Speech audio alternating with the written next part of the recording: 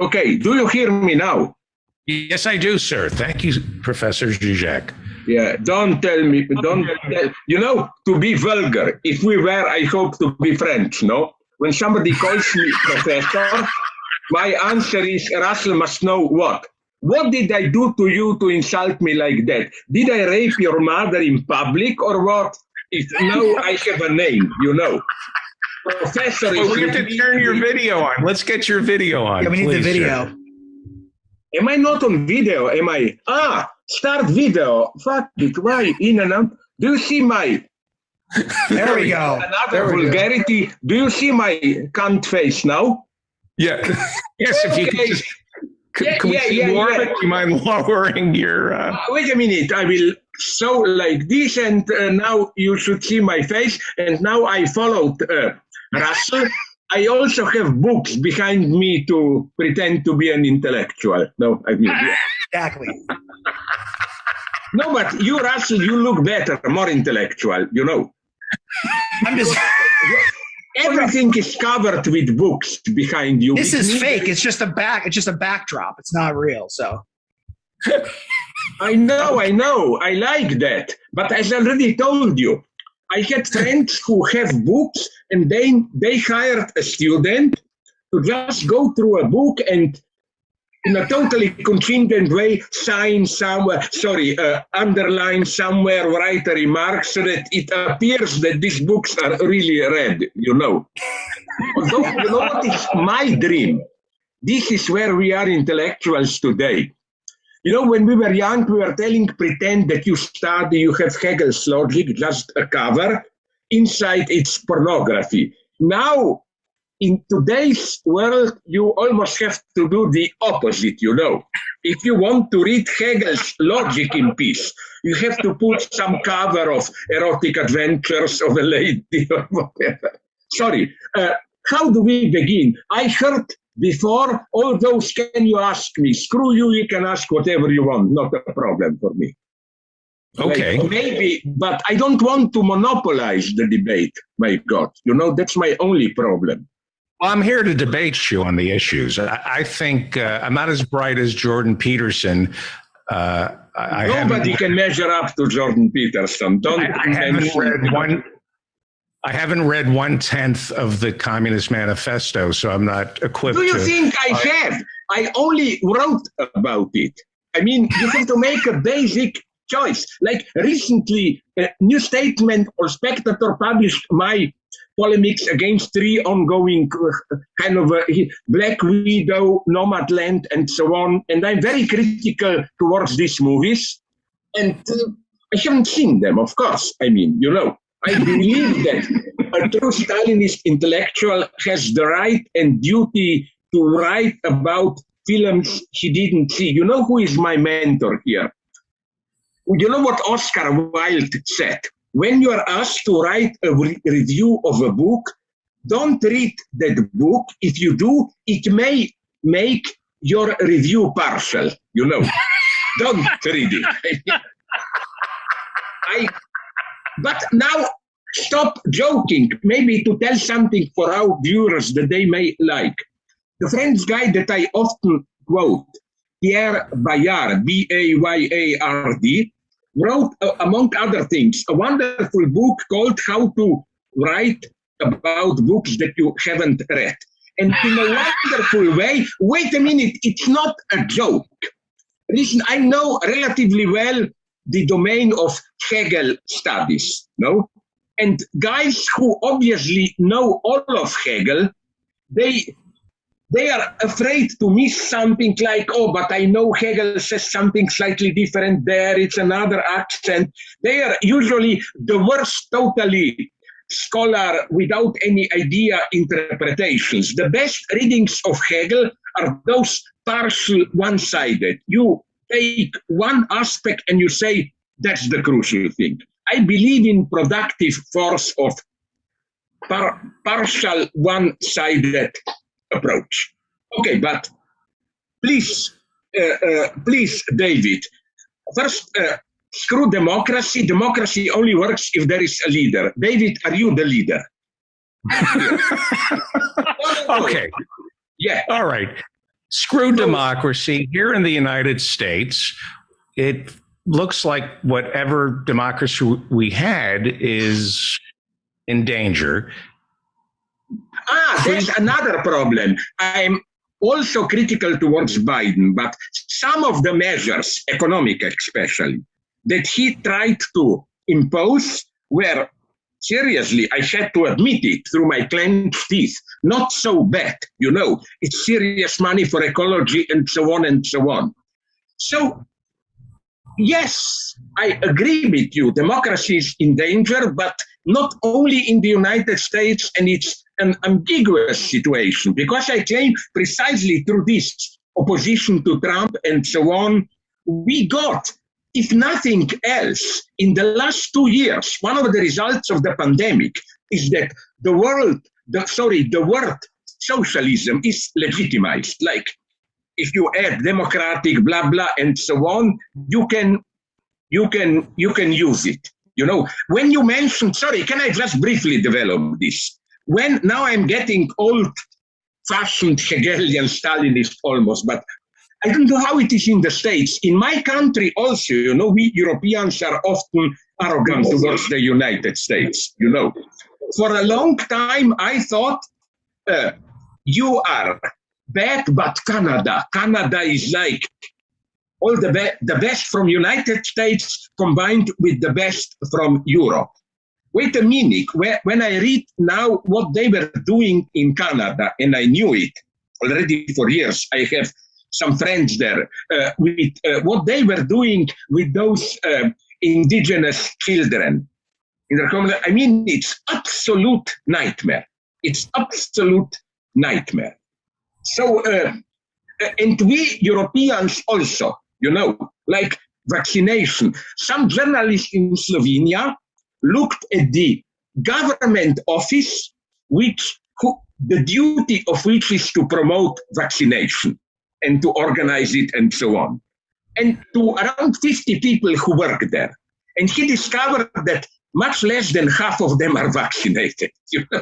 Even those supposed to organize it are not doing. No, what I want to say is that it's a beautiful example. I like examples of where you link a very concrete problem, like do we have the right to oppose vaccination and so on, with a very abstract problem, like, some radical liberals on the left and on the right claim that to enforce vaccination is like non-democratic, against your human rights and so on and so on.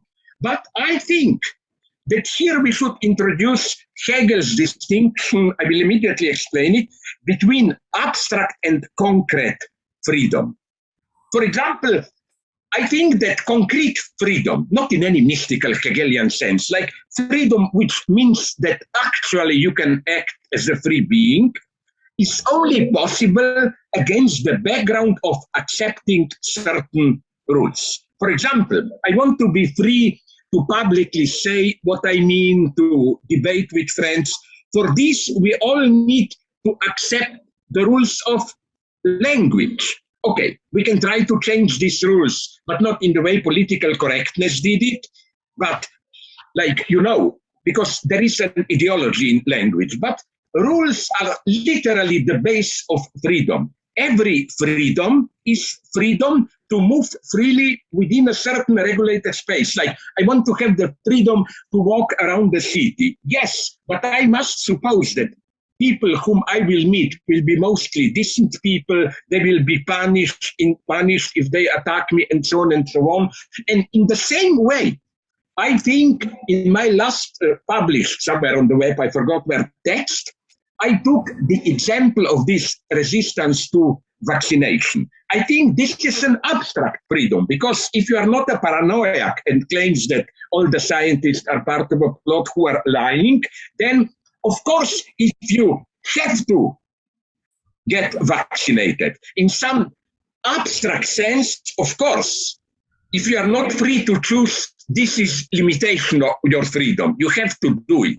But isn't it that today, as far as we know from science and so on, you can actually be free? I can go out, talk with friends and so on, only only if I am vaccinated. So this is a nice example of of a formal unfreedom. You have to be vaccinated, which enables my actual freedom to communicate with others and so on and so on. That's why I quoted that wonderful saying about freedom and enlightenment by Immanuel Kant, who says the message of enlightened freedom is not don't obey, do whatever you want. No, it is do publicly whatever you want, but when there is a social agreement about basic rules, you have to obey. So think freely, but obey. And I think this is the lesson that we need to take today. It sounds a harsh lesson, but just think if this global warming will go on, will we not need even harsher limitations and so on? So I think, again, that what really matters is concrete freedom. Freedom which means under what conditions, rules, regulations, can I exercise my freedom of speech and so on and so on. You must have media, you must have a public space and so on and so on. So I think that that's the problem with, let's call it abstract liberalism. You know which example I like to use here? Here I'm a little bit, I'm not anti-American, it's still my favorite country, just not all of the United States. You know, wouldn't it be nice to imagine United States in Latin America? Now this will be ugly towards all those in Trump land, like the combination of two Chile. You know, Chile is like a worm on the west side of Latin America. So let's say we have the west coast and imagine another Chile on the east coast and screw all that Trump land in the middle. That would have been my ideal United States. You know what I mean? No? So again, you know what we have to be aware? The same goes for our social space. Democracy, including free dialogue and so on, only works if all sides accept certain basic rules. These rules can be limiting. I'm the first one to say that till 10 years ago, maybe even a little bit less, the basic rules were determined by this bipolarity, no Republicans, Democrats. But that's why it worked. But what's happening today, when we get Trump and the liberal establishment, I don't think there is any reconciliation possible here. Somebody will have to win. You are, and we are also quickly catching up. We in Europe, we are already in some kind of ideological civil war. That if you speak with our opponents, there is simply no shared space where we can even reasonably argue. You know, that's why I think we are in a dangerous situation. Okay, but I talked too much. I'm sorry. It does feel like we're in a dangerous situation. I'm going to ask you one question, then I'm going to ask Professor Anli to ask you a question, and then Professor Hussein, and then Professor Burgess. But I like the man, sorry, Hussein. Is he an Arab terrorist who escaped here and was Ahmed, but then he quickly changed from Ahmed into Adrian to cover up his... Sorry. I cannot. You see, now I will not. Is that what happened? Now you've outed us, you know, as a cell, and you know, my cover is gone. This is really a disaster. Got to fold up the operation now. Exactly. How are you doing? Is your uncle now some minister in Kabul of the new Talib government or whatever? No, we should talk also about Afghanistan, because I am so shocked by the attitude, I don't know how it's with you in the States, but in Europe, of leftist liberals. You know, some of them, even more or less openly, like my good friend Varoufakis, were nonetheless tempted to celebrate the fall of Kabul as big defeat of global imperialism, neocolonialism, and so on and so on. But it may shock you, but as a leftist, I'm saying it's not as simple as that. it's not only empirically that the scandalous way the United States withdrew, but I think that even in principle, United States intervened there. Yes, they screwed it up. After 20 years and spending $1 trillion, Taliban is stronger than ever there. But precisely for this reason, you ruined half of the country on the other side. We should be frank as leftists here, true leftists. Things that are happening there, women's liberation, it's a whole movement there. Even some type of civil society and so on and so on. Let's face it, this was an collateral effect, but nonetheless an effect of the American intervention there. And we should not be ashamed to say this, to simply withdraw. There were other options, like my Brazilian friend, Safatle Vladimir, with whom I had a debate. He said, what if there were other options, like what if United States were try to get some moderate Muslim countries, maybe Egyptians, Morocco, and so on, to send their soldiers there, so that you don't have this clear opposition, United States versus Taliban and so on. But I think the other thing that bothered me is that typical reaction of the West was now, where does of the liberal left in the West, where do they feel good? When you have victims and you have to save victims, But okay, victims are fighting. Why didn't they tell to those who are now victims, fight? No leftist would have said that. It was an imperialist war, whatever. And I find horrible this liberal left stance of whenever there are victims, we should help them. What about a positive project? Now you will say these projects are not possible. They are possible. Later we can go into it. To offer people not simply the expansion of Western values, but nonetheless, a different form of Western values. I talk too much, you should kill me, now you go. Let me ask you one question, and then we'll go to Professor Ann Lee. The creeping fascism here in the United States, I wonder if it's creeping. I wonder if it's already here. From your observation, is America equipped to combat fascism? The people, are we equipped? Yeah. I will say something that nobody will like, probably. Often, I think, the liberal left uses the term fascism in an all too easy way. You have something you don't like, then it must be fascism. We neglect, nonetheless, I'm not saying that Trump was much better, but his logic was different. First, I don't think, in spite of all rumors, that Trump really wanted to make a coup d'etat. As typical populist, he, at the same time, dismisses representative democracy, party politics as corrupted, partial, controlled by elites, but he's very careful not to step out of its frame into a direct dictatorship. And that's what maybe makes Trump even more dangerous. Trump doesn't want to step out of liberalism. And once when I spoke about Julian Assange, and somebody asked me, can you condense Assange's achievement into one sentence? I said it's simply that the most dangerous unfreedom is the unfreedom that you experience as freedom. You are not even fully aware how controlled, manipulated you are.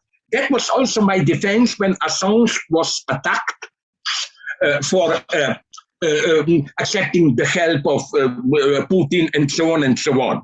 My argument is, yes, Putin is to be criticized, China and so on. But their people don't have any illusion. You are controlled, regulated.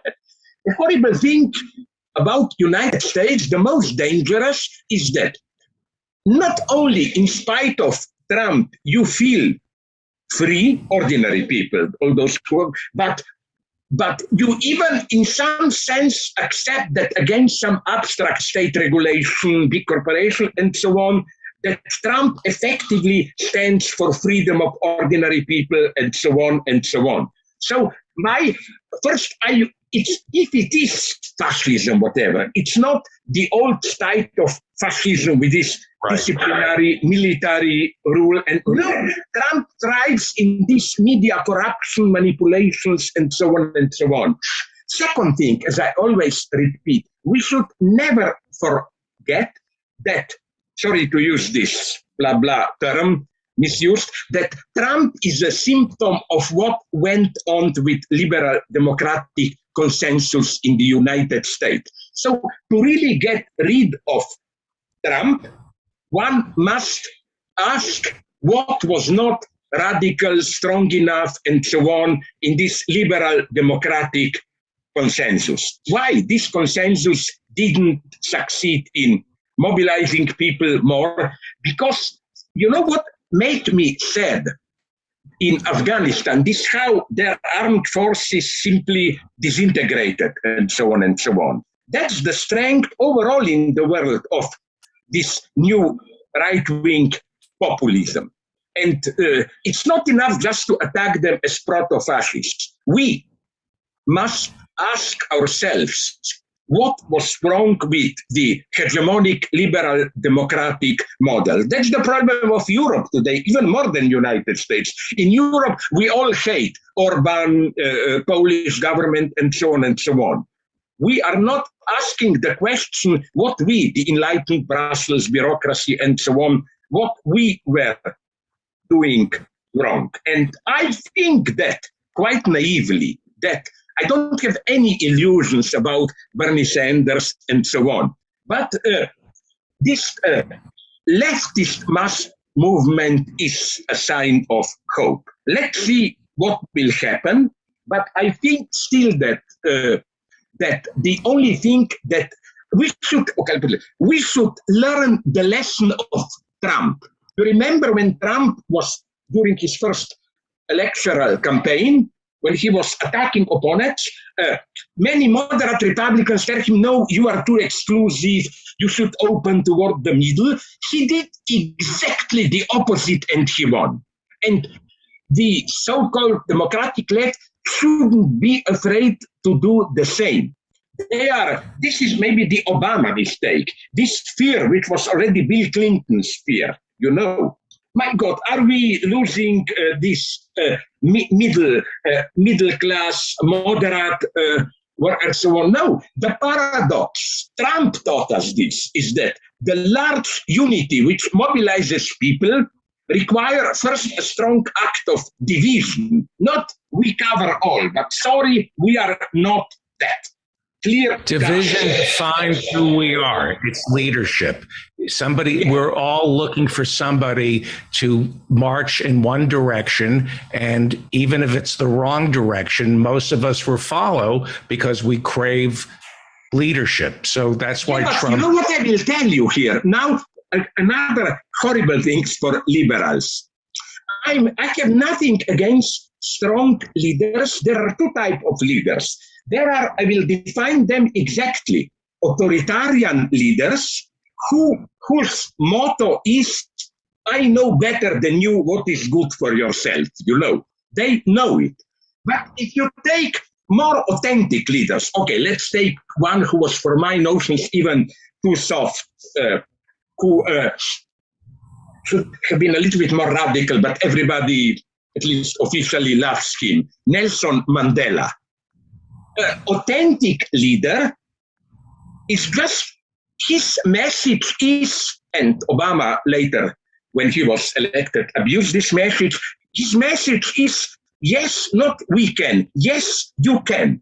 An authentic leader awakens you. He doesn't tell you what to do, but he gives you the courage, you can do it. Fight for your freedom. Because, you know, in our everyday life, in this liberal, everyday hedonism, we are not really free. We have to be somehow cult to freedom, and we need an authentic leader. I think also because, you know, leader which doesn't tell you in detail what you have to do, but a leader who solicits you. Here, although I'm very critical of Mao Zedong, at the beginning of Cultural Revolution, when he said to young people, you have the right to rebel, something like this is needed today. We need leaders who will mobilize people not only for the pandemic, but for ecology. That's why I, to provoke people, like to use the term communism to provoke them. But my message is very simple. Listen, back to Chile. What I learned now is that there is a terrifying drought in the south of Chile. Agriculture almost ruined and so on. But it's not the result of what they did. It's way out in the Pacific Ocean. There is a kind of a condensed bubble of hot air being there already for 2-3 years. And this bubble is, of course, the result of global perturbation of nature and so on. It's the same when you had this terrifying, it was a horror for me. You remember in Vancouver, Seattle, in that area, almost 50 degrees Celsius, when a month ago, something like that. I was horrified because I love Vancouver and so on. But what I want to say is that it's stupid to say you have to take care of that. No, it's a global perturbance of natural circulation, which by total contingency produced an effect there. And it wasn't even only there. The true horror is that, you know, a city in northern Siberia, which has the official title of being the coldest city on earth. Well, this summer it was 33, 34 degrees Celsius. Right. So isn't it clear that we can, I'm not saying abolish the market, privatize everything. No, I'm not crazy. This brings new corruption and so on. I'm saying some kind of global, not just in a state, social coordination is needed. Look, because of perturbances in weather, it's quite a realist prospect that in a couple of years, we will have to move millions of people. There are regions of Earth, like the wealthiest, like Emirates and so on, where now you have regular temperatures in summer over about 55 degrees. Even the Arabs, allegedly used to live there, cannot do it. People will have to be moved. This happened in the past. It was resolved through war. Now we cannot afford it and so on.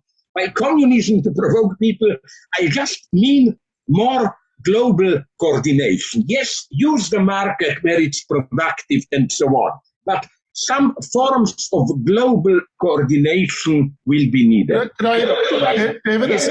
Is it okay if I ask Sure. jump in and ask a quick question about that? Because I've heard you say that before, Slavoj, and I've always been curious, you know, because you talk about, you know, communism and, you know, talk about global coordination for sort of society-wide planning to deal with problems, but you also say, well, of course, you know, can't abolish the market. And I guess what I'm curious about that is whether, you know, you think that to actually have communism in your sense, you would still need some sort of structural economic changes, maybe something like what people sometimes think of as market socialism, or whether you just think that's a separate issue. No, it's not. But here I am now. I will say something for which, if you don't have other reasons, you will now abolish me. You know. Okay, well, I'm not going to abolish you for the fact. I forgot the guy's name, but some Slovene, very leftist politician told me that he's now reading. Didn't some follower of Hayek? Yes, Hayek, that one. One of his followers wrote a book called Left Hayekianism, something like that.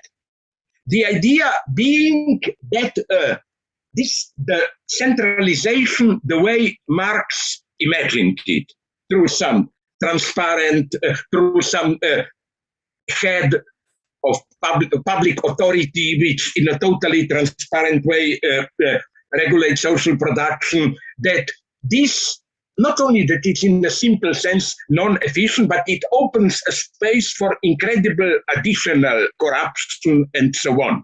So for me, market simply means, but it never means simply that, of course, that there is a certain unpredictability, non-transparency of social life. But I think that market will have to be, nonetheless, what the Chinese are trying to do, although I'm extremely critical of them. There has to be a public authority which not controls the market in this violent sense of this commodity should cost that and so on, but to think very well, we can need this, we can leave this domain to market, we should control it, prevent monopolies and so on and so on.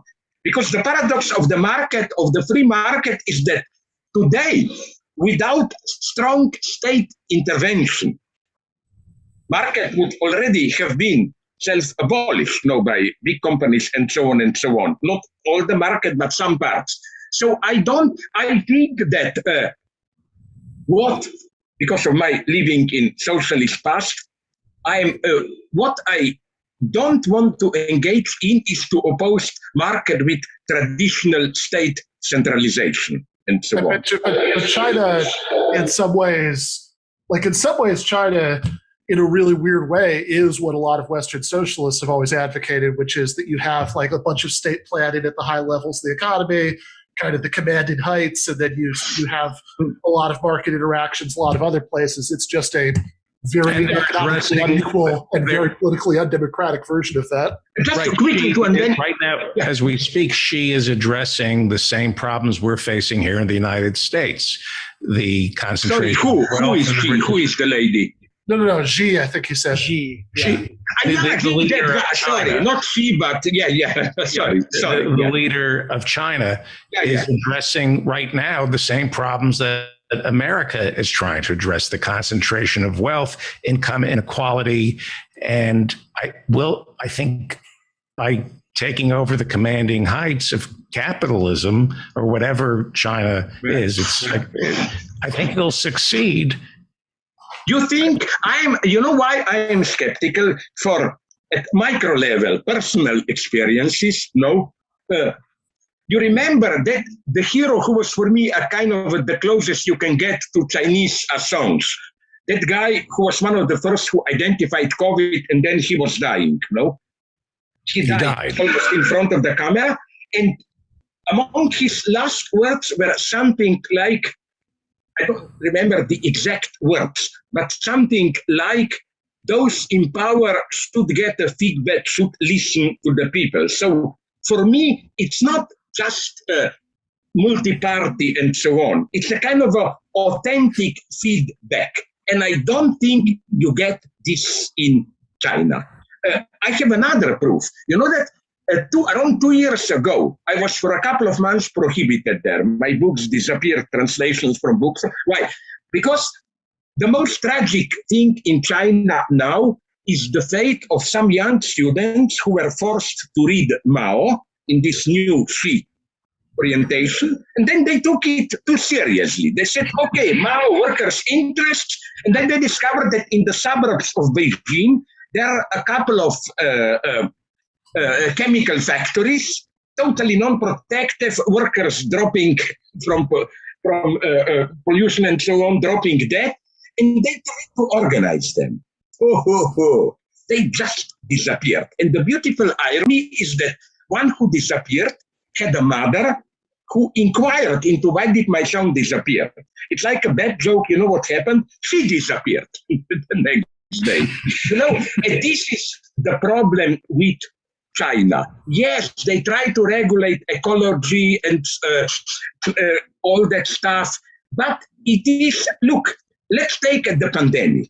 Yes, they are doing it now the harsh way, but with a little bit more openness and backward information, maybe many specialists think they would have been able to prevent pandemic at the beginning. They lost crucial month or 2 months at the beginning. If they were to act then, if they were to listen to those scientists, probably it would have remain a local event there. So no, I don't. Yes, I find sympathetic what you mentioned, but the problem is this interaction with people. Yes, we need strong power and so on, but there has to be strong interaction with people. You have to have public space. And if anything in China now, the public space is narrowing, disappearing. Professor Ann Lee, you have a question? I'm glad to hear you, so that at least it will not be only men talking. Sure. Yeah, please. Well, no, following up on that, it in China, one of the issues is people aren't quite so concerned about achieving status and stuff. And I recall that you referred to liberals as communists with diplomas. And in some ways, no, Orban said this. Sorry, Orban said this. Right. I'm sorry, I don't mean to misquote you. Yeah. But that seems to be the big problem. Is status? Is that a lot of what normally would be important institutions have now become more corrupted or more rigid. Yeah. Now I am. Let me be clear. I am for a certain degree of rigidity, which can simply means that you have a certain firm authority, which is not simply at the disposal of contingent market or whatever forces, but not that kind of rigidity. Look, isn't this, maybe you, if you know the situation from the first, can correct me here. Isn't it so sad that now students are obliged there to read Mao, but with a silent understanding, don't take it seriously. Just read it as a symbolic gesture. Mao is now, and I have no illusions about Mao. Many things genuinely horrified me in what Mao did. But nonetheless, I am afraid of this functioning of ideology where the supreme authority is really not important. And this reminds me of my youth. I'll put it like this. The general problem with communist countries, I lived in one, it's not that the authorities want to impose some brutal communist ideology. No, it's that, like in my country, ex-Yugoslavia, I had a couple of friends who were sincerely orthodox Marxists. Sincerely. They lost their job because the authorities were well aware that if you take Marxism too seriously, you will sooner or later discover that, my God, what it has here is not, in any meaningful sense, a democratic socialist Marxist regime. So that's so horrible for me about all these countries. Communist countries, that the ruling ideology always combined a strong measure of cynicism, distance, and so on and so on. It's a beautiful paradox of a ruling ideology which only was able to function if it was not taken seriously by its subject. Yeah. And I knew examples like this, So for me, again, the problem with China is not this multi-party necessarily and so on, but the problem is the feedback, a genuine feedback from the people. And this is what do you think? Is my perception wrong? I'm not sure. You obviously know more. No, I hardly. But I think it's just a question in China of scale, that it is so large that it allows these kinds of regional, resistance or fractions, and it's just the fact that it's very large and unwieldy. It's just a matter of size. I totally agree with you. Do you know Wang Hui, the Chinese, one of the leftist philosophers? I hope I will not compromise him by saying that, he told me that he met a guy who was friendly with Deng Xiaoping's daughter. When Deng Xiaoping was dying, he was just whispering and only his daughter was only able to understand. And he said that when Deng Xiaoping was dying, all those his DS guys came to him, celebrating him, and they often asked him the question, what do you think was your greatest political act? Everybody thought he will say it's opening China to market economy. And he said no, to resist at that point the temptation to go all the way to multi-party democracy. Now people usually say this was authoritarian cynicism, but as you said, I take this seriously, you know.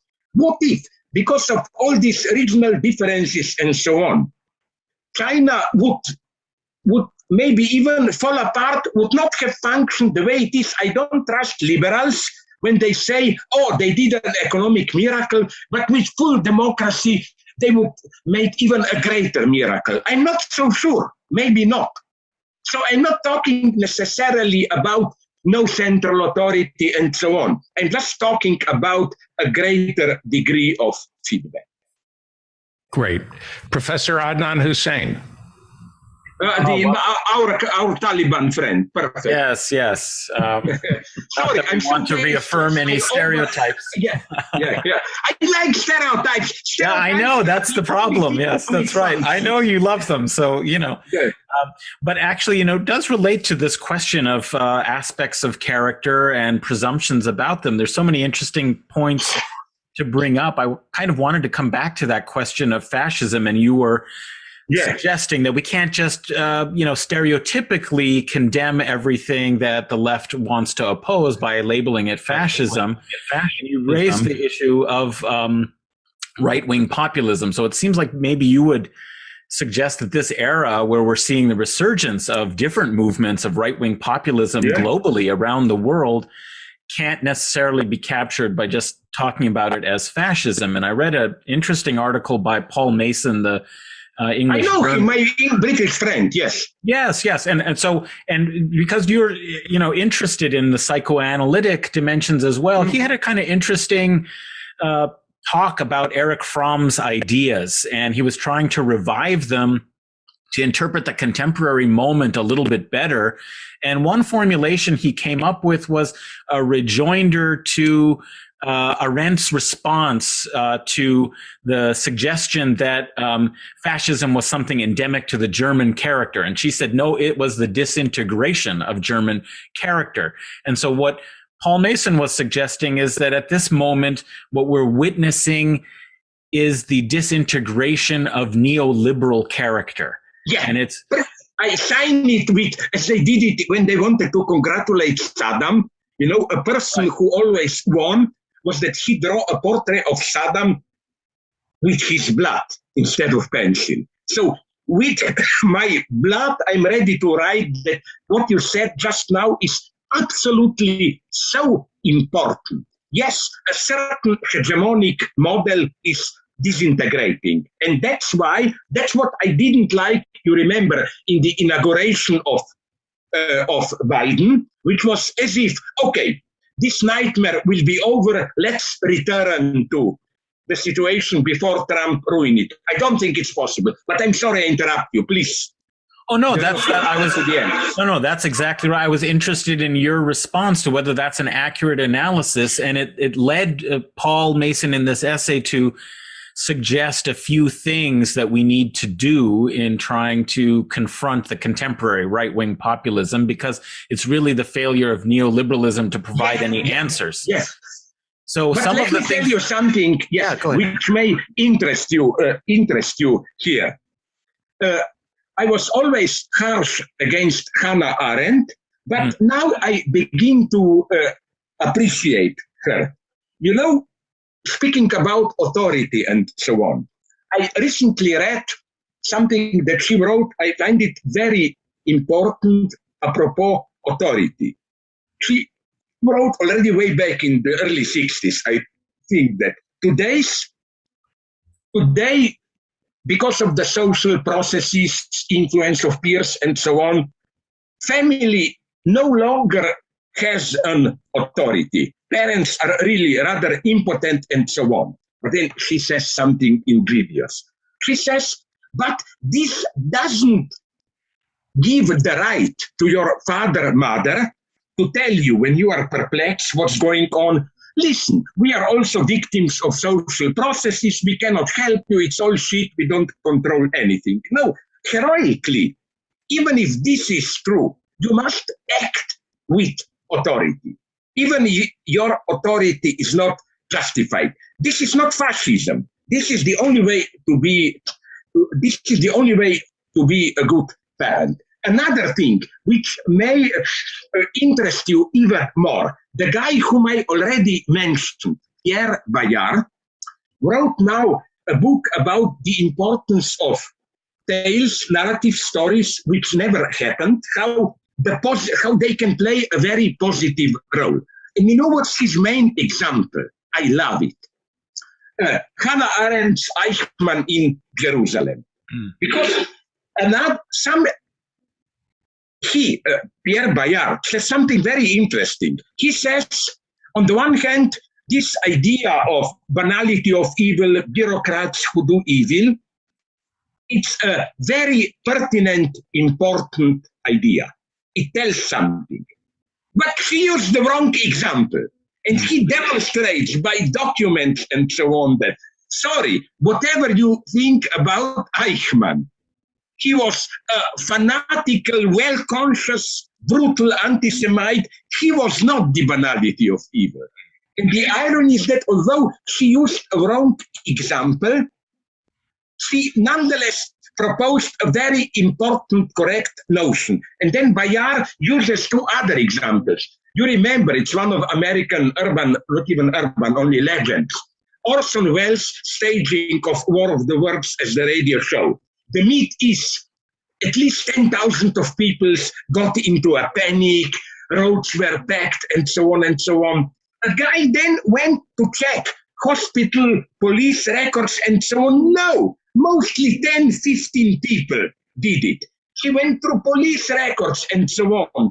There were no mass movement, no higher number, nothing in police records. So again, I think that the result was a right one, as we see today, even more than that point. This conspiracy theory shows, but there is this painful paradox that at the beginning, to propose a correct notion, which will become correct only in the long term, you have to use a wrong example. And sorry, I will immediately end up with the third example. You know who was Kitty something I forgot? A lady who was stabbed to death in front of her. Sorry? Genovese. Kitty Genovese. Now I checked. And that's a myth too. You know, it's a myth. Yes, there were no 38 people who saw it. Only 3 people saw it, and all of them did try to reach police, but none did try to call police. But nonetheless, it's a correct example, which was later triumphantly confirmed by empirical tests. How? If you witness a guy beating somebody else, if you are alone, you will probably call police. If there are others with you, you will oscillate much more, like why aren't others calling and so on. But you see this wonderful paradox, you know. And also, as an old Stalinist, I'm saying this, you know, people forget this, that Hannah Arendt is much more precise. She never simply equates fascism and Nazism and Stalinism. She's very specific. Yes, that in the strict sense, she says Stalinism was totalitarian, just I think she puts it from 34, 35 to late 40s. I don't know. She's much more precise here, because this is what always fascinated me. But to go back to what you said, yes, it's what I would have said, this in Lacanian terms, very brutally, disintegration of the big other, of the public authority. And I think that we should openly say public authority, not in some mystical sense of, I don't know, higher authority, but in the sense of we need some common space of shared values and so on. We can debate this, but within this space and so on, what we are getting now is simply in conspiracy theories and others, that it's really some kind of re-tribalization and so on. No, and we shouldn't be afraid here to call for, I'm using a horrible term, public discipline as a condition of our actual freedom. I think that there is no contradiction in Trump being this ruthless, liberal, conspiracy theories, you think whatever you want, and the authoritarian side of Trump, which was there, of course. Yeah, that's interesting. It suggests, just as a follow-up to that, I'm wondering then, since this gets back to the beginning of the conversation in some ways about the rule-based requirements for actual freedom versus sort of theoretical freedom. And so I'm wondering if in terms of vaccination policy, for example, how you would imagine applying exactly that insight that you just had about, how you create a sense of public discipline that is not going to be so frail as to be undermined by, that sense of it being imposed and contravening people's theoretical freedom, Yeah, but now I don't have a concrete answer, but my answer is precisely the one provided by you. In how we react to pandemic, here we see the actual consequences of what you just called this disintegration of the public space and so on and so on. So that's how I think we should talk with people. Sorry if this sounds patronizing, but to ordinary people. When we talk about public space, big other, blah, blah, we are not talking about abstract things, my God. We are talking about things which concern their daily lives. With us in Slovenia, as I already said, I'm absolutely not anti-American here, because in Slovenia, we are now getting even much worse. And also, if you have it also in the States, it's a kind of almost globalized indifference, like now Slovenia, and it's, as your beloved President ex-Trump would have put it, we are a shithole of a country with just 2 million people. But now we are again at over 1,000 new infections per day. But people are somehow tired. They are not ready to take it seriously. On the street, you see almost nobody with a mask. Sometimes, in some strange way, people are tired of it all. And I understand people, because as I always repeat, what is threatened? What is under threat today? But I don't think it's a big corporate threat. Is the limitation, gradual disappearance of our common sense daily way of life. You go out, talk with others, and so on, communicate, and so on. And I don't think this is just a big capitalist corporate threat. I think that the tragedy is this one, if I may just finish. On the one hand, we have, the Pegasus software program and so on. So people are becoming aware of how, to an incredible level, our lives are controlled. Everything is written and so on, and programs which control us are getting more and more precise and individualized. It's no longer that just some generalities and so on. But I think people who feel this, in some sense, broadly applied this to the pandemic. This general fear against big corporations and so on, all that stuff. So when people tell me, do you agree about all those programs that, for example, follow where you move? I said, I have no problem with that. This is a very limited control. I worry much more about how I already am controlled with other programs, which I don't know, like simple thing. Are you aware? I know from my wife who buys Kindle books. Are you aware that when you read a Kindle book, not only Amazon gets to know what you are reading, but also in what written are you reading, on which pages you are, and so on. I mean, we are with incredible capacity of today's mega computers. It is possible to get two things. First, a police state which is really effective, which in pre-digital times it wasn't possible, but at the same time, which the police state, it doesn't openly encroach or limit your freedom superficially. So obviously, we have to limit our freedom. We have to rethink our freedom. I think we lived for too long a time under this impression that, freedom means freedom of choice. No, I think too much of a choice can paradoxically even limit the true choice. The true freedom is, for me, the freedom to change the terms of the choice, like I don't want just Coke and Pepsi, and there are subdivisions like some shitty organic Coke or whatever, and so on and so on. We have to redefine our freedom. What do we mean in everyday life, not at an abstract theoretical level? Right. The reason Russell, you didn't yet attack me. Russell, all the others, our Taliban friend, the Ben Burgess, and Russell, you didn't yet attack me. The reason Apple is so successful is it offers fewer choices. This is what you're going to get. Take it or leave it. Professor Ben Burgess.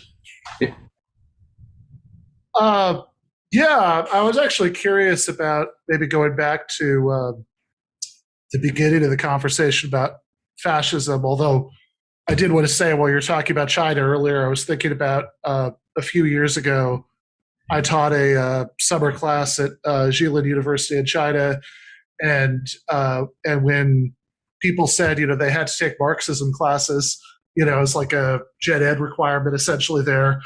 I was super curious about this, and I remember one student telling me, this may be an exaggeration, or one particular teacher or something, but they said that they were told that you didn't actually need to read primary sources in Marxism class because the Chinese Communist Party had synthesized it all so well. It was now redundant to have to read the. But sorry to interrupt you. Then you can go on. You know what would be my point here?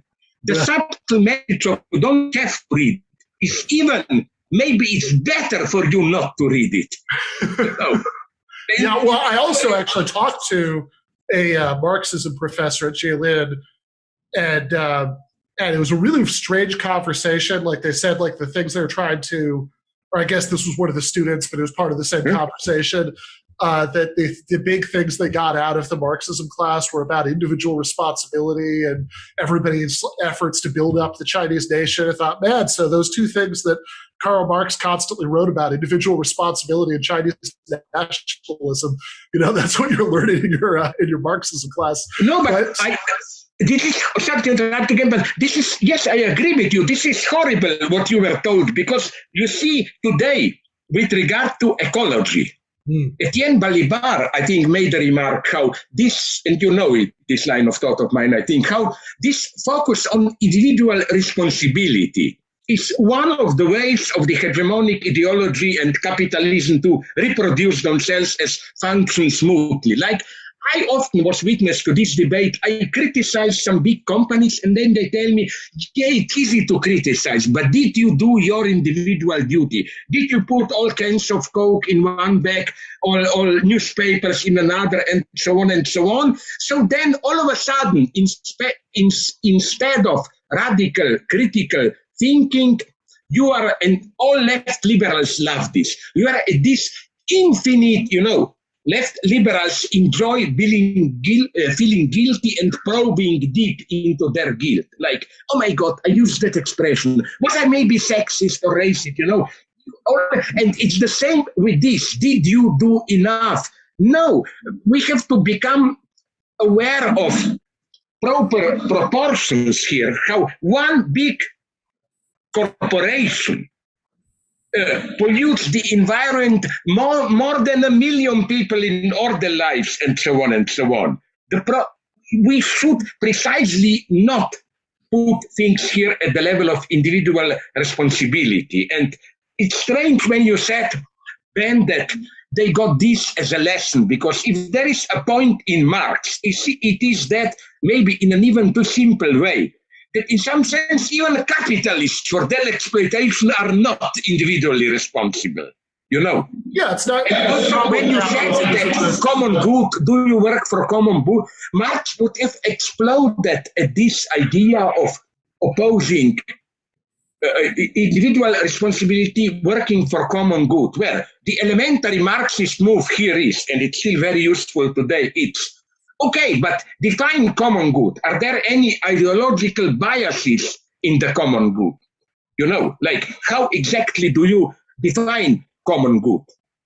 Their ideology is there. That's why which thing I most like from when I was young. I spoke with a guy, he visited Ljubljana, who was an American congressman, left Democrat. And then this was about Watergate era, whatever. I, as a total idiot, raised the question of corruption and so on. And he said, you know that there are very honest Republicans who are not personally corrupted, but do much less good than some corrupted Democrats. You know? So I'm not saying we should ignore corruption, absolutely not. But what I'm saying is that we shouldn't moralize in this false way politics. Yeah, I mean, this is something that Michael Brooks always used to point out, talking about things like the prosecution of Lula in Brazil, that the thing about anti-corruption politics is that it's kind of apolitical. It's, you could use it to advance anything because there's no real ideology there. And this goes back to the point about the Chinese, pseudo-Marxism classes, because it's just about individual moral virtue.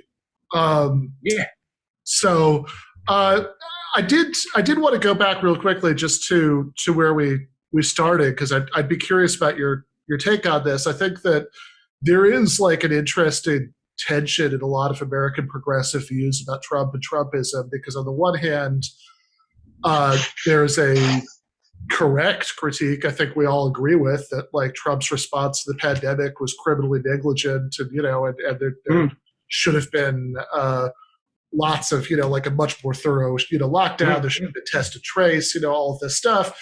And then on the other hand, there's all this analysis of Trump as as a fascist, and it seems like an actually authoritarian leader. Like if that was the big problem with Trump, if the big problem with Trump wasn't just that he was doing what Romney would have done if he was president, deregulating, appointing conservative judges who would overturn abortion, but if the big problem with Trump is that he was this radical new authoritarian break, that's very confusing how he responded to the pandemic, because you'd think this would be the golden opportunity for an authoritarian consolidation of power. I mean, this. Yeah, but it's clear why he didn't do it. Because in Slovenia, the present right-wing government is trying to do this. Although at the beginning they were following Trump and proclaiming that the threat of pandemic is a leftist exaggeration to impose socialist dictatorship. Now they turned around the disc, the music, and now they claim that leftists are are against vaccination to prevent the operative ability of the government and so on. But don't you think the problem with Trump is this one, that his real, he had many bases which he represented. There were many big corporations and so on.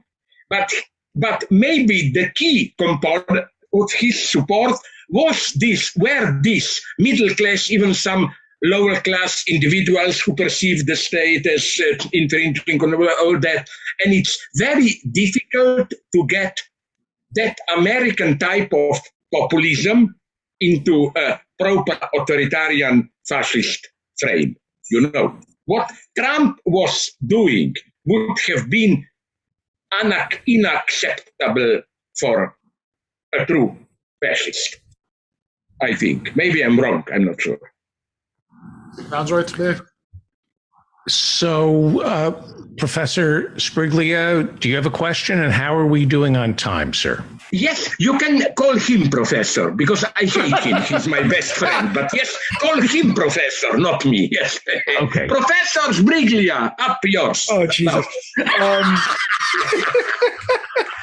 No, well, I was just thinking about the discussion we were having earlier about the question of leadership, and I was also thinking about that along the same lines of the Chinese students who were who were disappeared for reading Marx or reading Mao and taking it too seriously.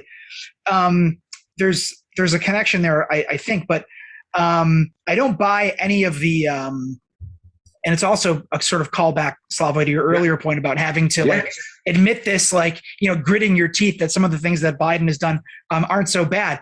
I think Biden himself, as far as leadership goes, is I wouldn't give him a very high grade, but the degree to which and it's actually kind of tied into what Adnan was asking you about, the degree to which this sort of the erosion of the neoliberal consensus has pushed Biden to, we've spent, not nearly enough, but to have spent, over, what was it? What was the coronavirus package? 1.8 trillion. And now, who knows what's going to happen with the reconciliation bill that Manchin is threatening to hold it up. Here I become a Stalinist. Sorry to interrupt you. Don't you think that one should liquidate aren't there 4 or 5 members of the Democratic Party in the Senate? And they are the danger. Well, I mean, and it's apparently more than just Manchin and Sinema. They're just happy to take the, to take the press and to take the hit for other people, like maybe Chris Coons. But to what degree is it? I'm not saying that it doesn't matter that it's Biden, but to what degree is it the fact that has the political imagination and regardless of what centrist Democrats want to do, their hand is being forced. And I'm saying the forces of reaction will always be there, but it's almost like the problem for somebody like Biden is similar to the problem with the old authority, like, oh, these people are taking it too seriously. It's like, we can't just use Black Lives Matter as a slogan. We actually have to, we're going to be pushed to actually implement this. Or we can't just take Medicare for all as this sort of popular slogan, where things are moving in that direction, however slowly. So I guess this isn't so much a question as a reflection on to what degree has the political terrain itself or world, this sort of broad again, world historical events, the politicians, we still haven't caught up with it yet.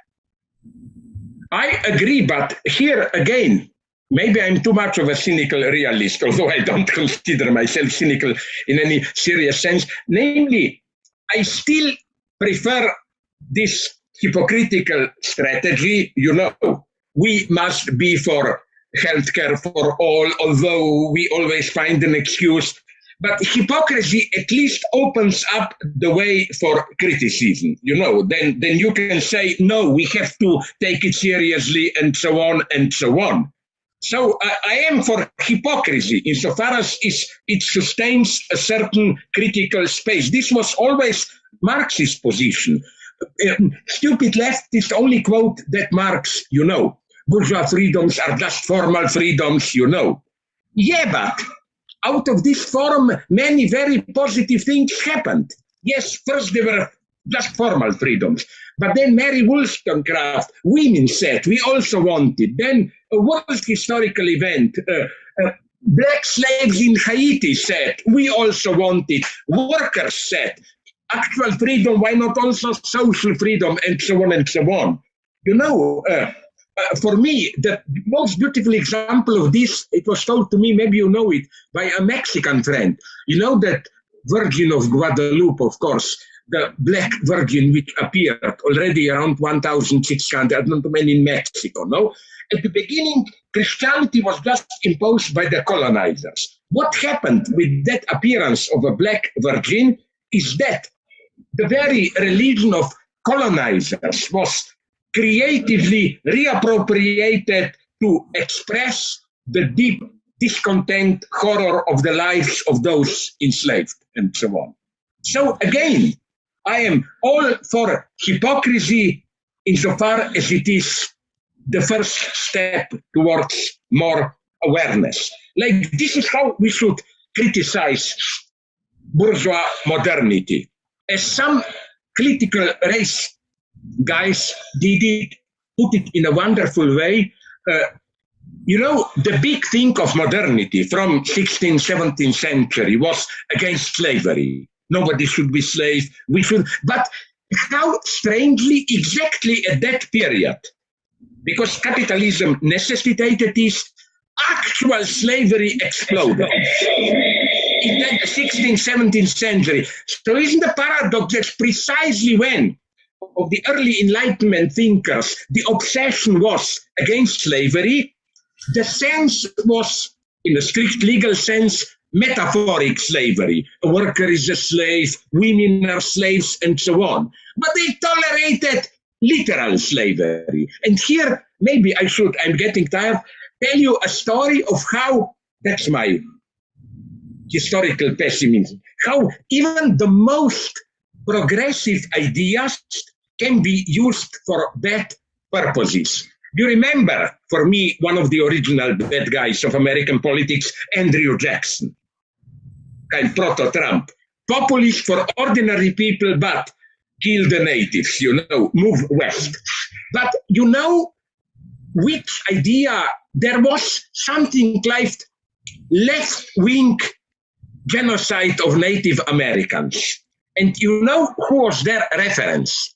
A very leftist thought of, I think it was not David Hume, it was John Locke, who said, meaning, of course, the European capitalist constellation, but Locke already applied it to the United States. His reasoning was this one, very leftist one. There should be a limited amount of private property, but only if you can effectively work on it, productively use it, you know. But then Locke went on and he said, but look at the natives in America. They have this immense territory which they don't use productively. They just vegetate on it. So we need actual workers to use that, which is why, screw them, the natives go and colonize it. It's a very dangerous, this is for me ideology at its best, which means most horrible. No? How?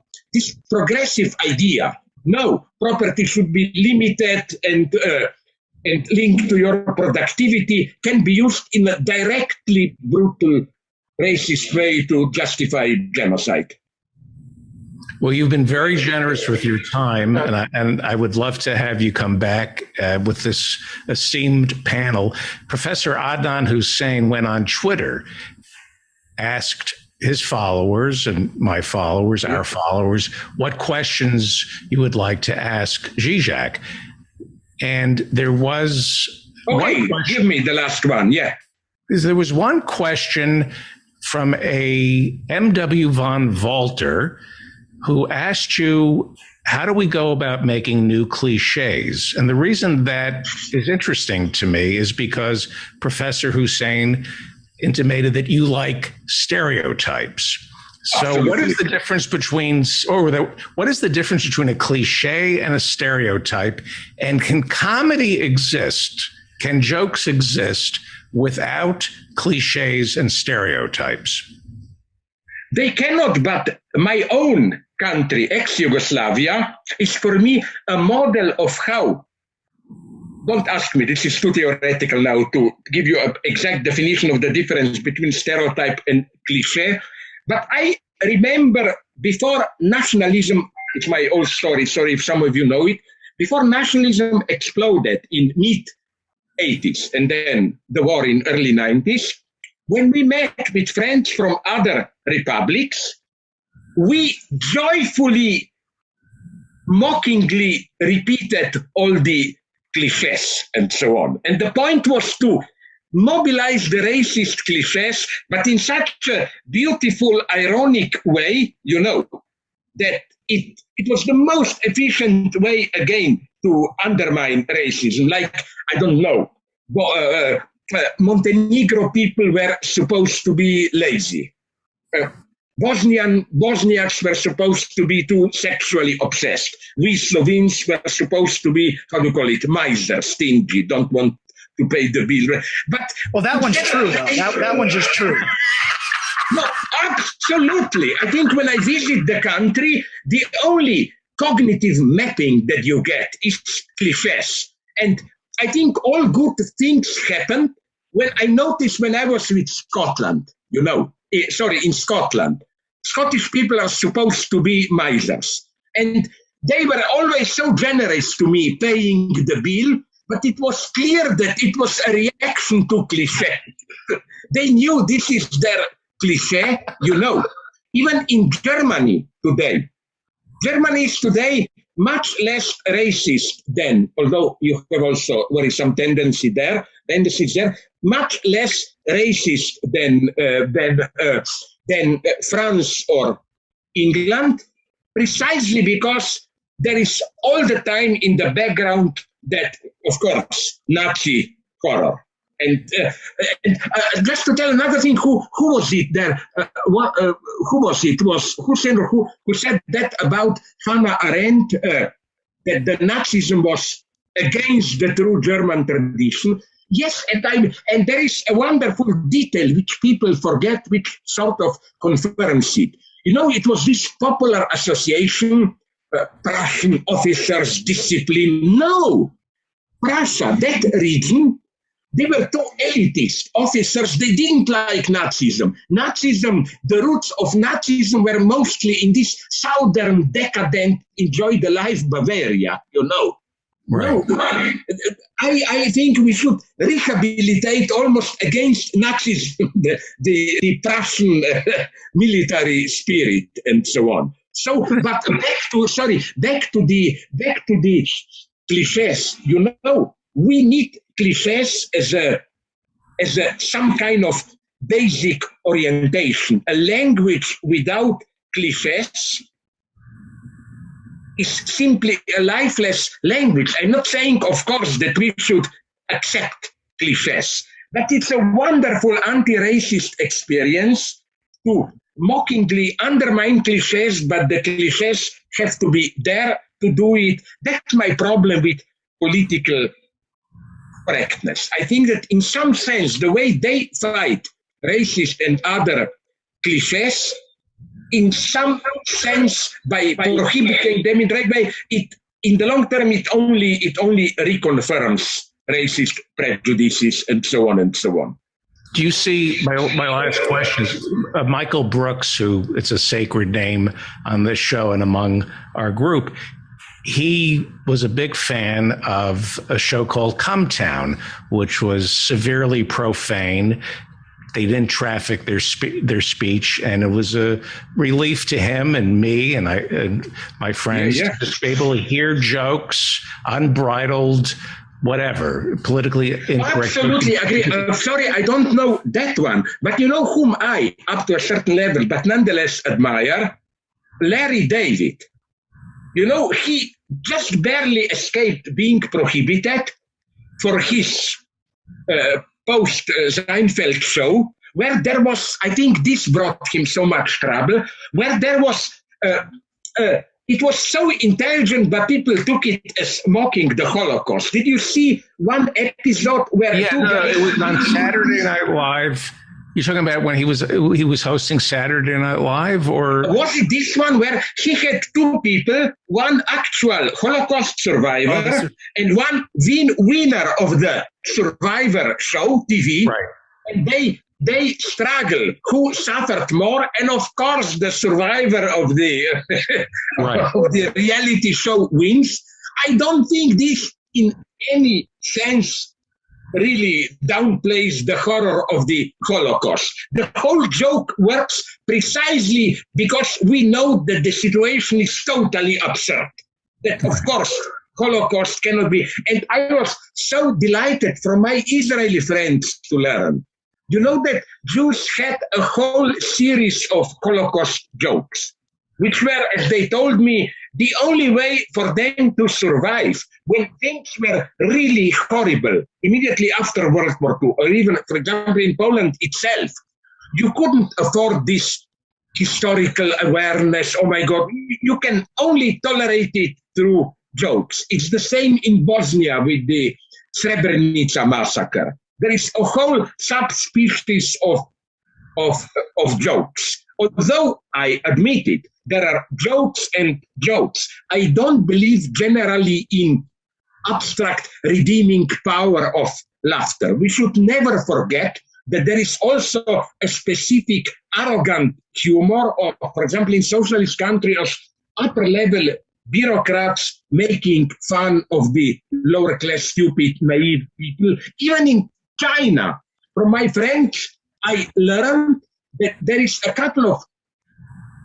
a whole series of jokes making fun of stupid provincial lower level party secretaries in a small town or a factory. But these are strictly upper level, higher state bureaucracy jokes about that. So I don't believe that in general jokes are necessarily subversive. No, there are jokes and jokes. There are also extremely brutal, arrogant, racist jokes and so on and so on. I admit it.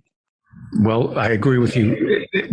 I won't say it's an honor to have you on the show. Don't say this. I won't say it. Actually, it's been an inconvenience and yes.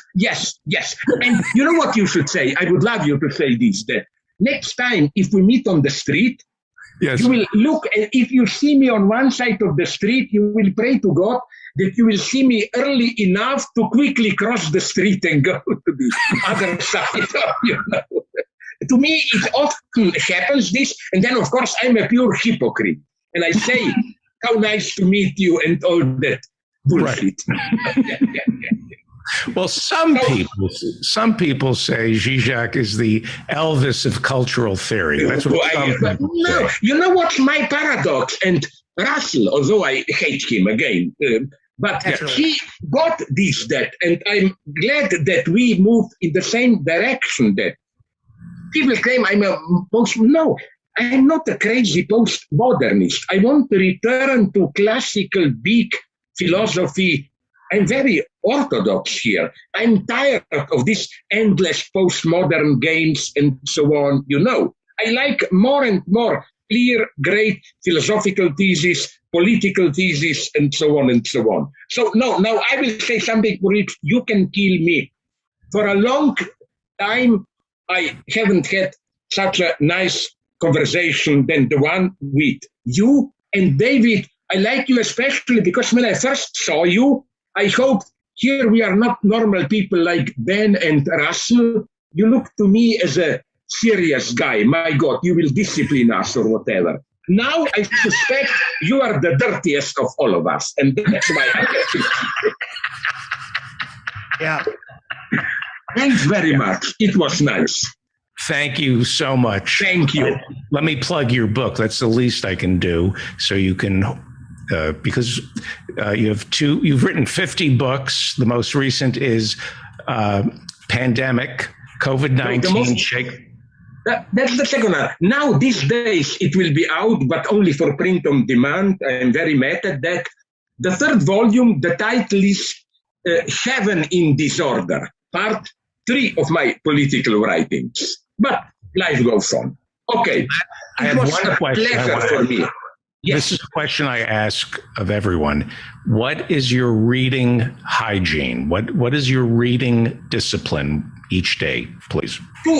I need 2 texts. One easier one, a detective novel, and one difficult one, so that when I get tired with the one, I jump to the other. I jump here and there. How many hours do you spend reading? Not enough, because I had some eye inflammation problems and so on. But still, I have this Boy Scout logic, you know. Every day I have to read something, I have to write a little bit. If I don't do it, I feel guilty. And how many hours are we talking about?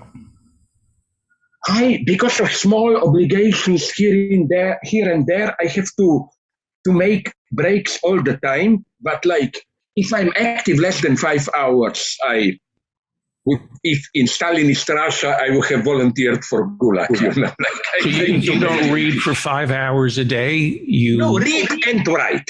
Read and write for 5 days. But not in one, not at once, like 1 hour here, 1 hour there. I'm very flexible here. I can work on airplanes, in trains, and so on and so on. As a matter of fact, I remember years ago, now it's horrible because on many planes, if you fly business class and because of my age, I have to, you get free internet. But really, I hate it because what I like about these really long flights, not United, but from Europe here to Latin America to Australia, isn't that something wonderful? You are like 15, 20 hours out of contact with reality. Right. And what is your baseline? What do you have to read each day? Is there a newspaper? No. Is there a website that you go to that you have to go to every day? Just quickly follow news on CNN, Guardian, and some other sites. No. It must be a little bit of serious theory, philosophy, political theory, and so on. I am absolutely. You don't trust the New York Times to tell you. I don't even follow New York Times. I'm somewhere between, but not because I like them, but because they are most practical for quick news, just to get what is going on. And here we are more used to CNN and Guardian in Europe. But I'm saying absolutely not. They are the best. But is there any value to an organization that is gathering news and then telling you each day, this is important? We have the brightest people in our newsroom, and we believe. I'm not aware of it. You don't think that there's any value to like a BBC? Probably no. Probably it is. I'm not saying there is not. I'm just saying that I am not aware. If you have a suggestion that there is a domain or whatever website where you click that and you learn all that is really important, I would like to know it. No? The comment section on Pornhub for me always gets me through the Pornhub, but how can you skip the other part of? I mean, he only goes there to read the comments. Now you are a dirty old man. What I mean is that if they catch you looking at naked women or whatever is there, you say, no, this was by mistake. I'm really just for the news there. They have the best comment section. Comment section, you can't beat it. I must say, many people, but sincerely, they were not lying, were telling me that in Playboy 30 years ago and more, they had quite good long interviews and so on. Yes. It wasn't all bullshit. There's an interview with Thomas Pynchon from like a Playboy from the early 70s that I read for the articles. Uh-huh. Yeah. And the review section in Hustler was magnificent. I'm kidding. Okay. Thank you so much. Thank you so much. And I really enjoyed it, and keep in touch. Even with you, Russell, and Ben, my two greatest enemies, we still keep in touch. All right. Well, I appreciate that. Because I am your enemy, and you want to spite me by intruding by yourself into my life, you should respond to the email from the other day. I will. I wanted to tell you this. You will get a reply. I will suggest a date. Sounds good. Okay. Thanks very much. Bye-bye. Thank you. It must have been an honor for you to talk to me. Thank you.